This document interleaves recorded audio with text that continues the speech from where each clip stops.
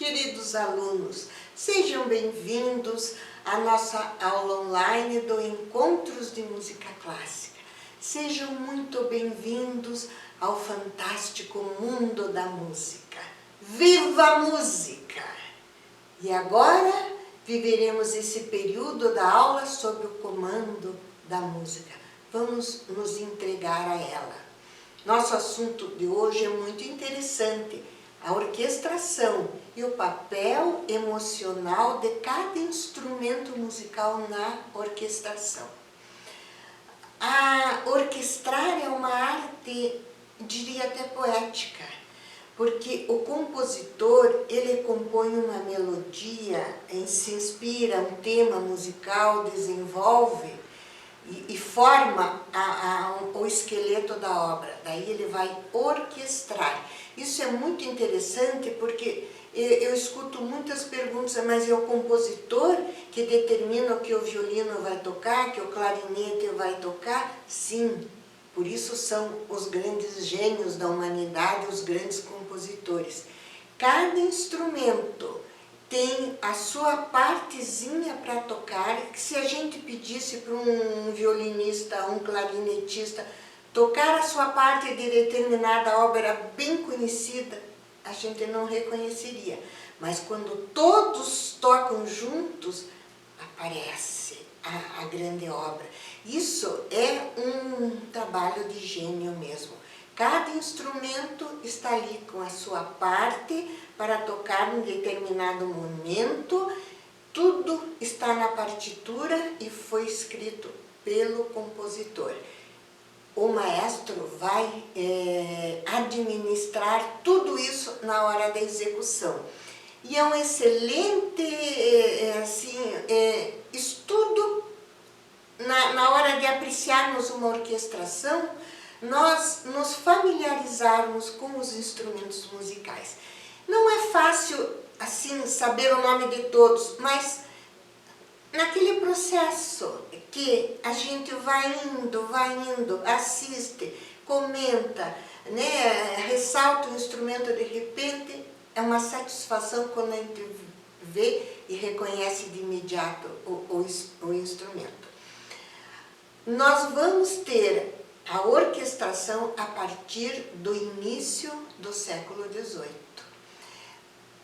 O que aconteceu com a música? Até então, a primazia foi a música vocal.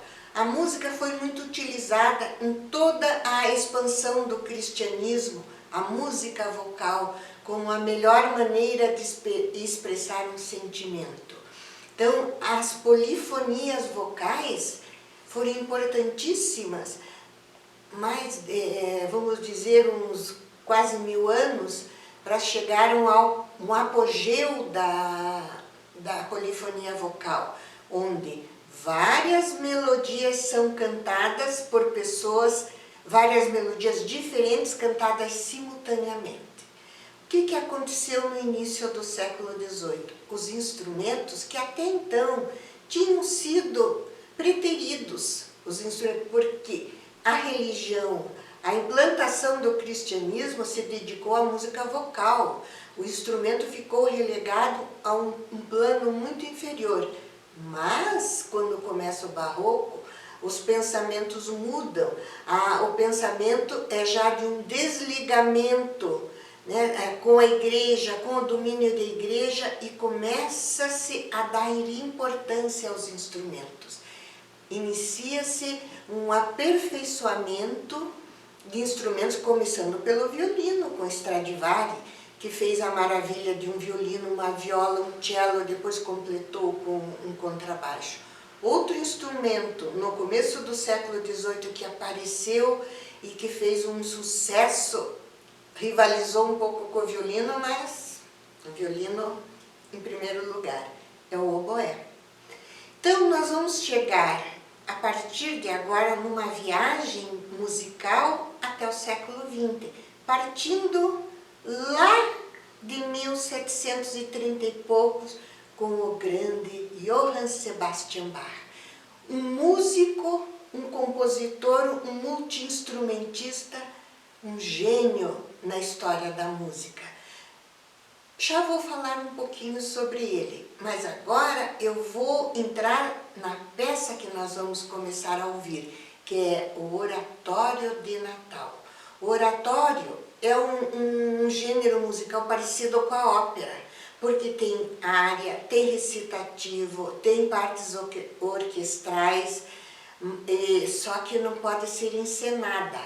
Ela é narrativa como a ópera, também conta uma história, e foi criada pelos italianos porque com o advento da ópera, a moda da ópera na quaresma, a igreja proibia os teatros de apresentar ópera. A saída dos músicos criaram um oratório com temas bíblicos, religiosos, para serem apresentados em concerto. O Oratório de Natal é a respeito do nascimento de Jesus e a importância que isso foi para a humanidade. Bach, um luterano ferrenho, que ele era no sentido assim, praticante, grande conhecedor, um homem de uma fé imensa, mas ele tinha uma fé alegre, positiva, de muita energia. E quando ele compôs o Oratório de Natal, ele quis realmente louvar o nascimento de Jesus. Vocês vão sentir o Espírito nessa orquestração de Bach, porque o que ele vai fazer? Todo o conhecimento de polifonia vocal vai estar nessa obra, num coral imenso, e os conhecimentos da polifonia vocal passarão para a orquestra. Então vai juntar tudo, polifonia instrumental, polifonia vocal, numa obra grandiosa. Pouca percussão, vocês vão ver 2 tímpanos que vai dar o início na obra. Ele vai tocar 2 notas, o tímpano, cada tímpano emite uma nota. E vocês vão, se vocês não perceberem assim na primeira vez, voltem, repitam, que vocês vão sentir as notas do tímpano. Inclusive, quando o coro canta, ele responde as mesmas notas do coro.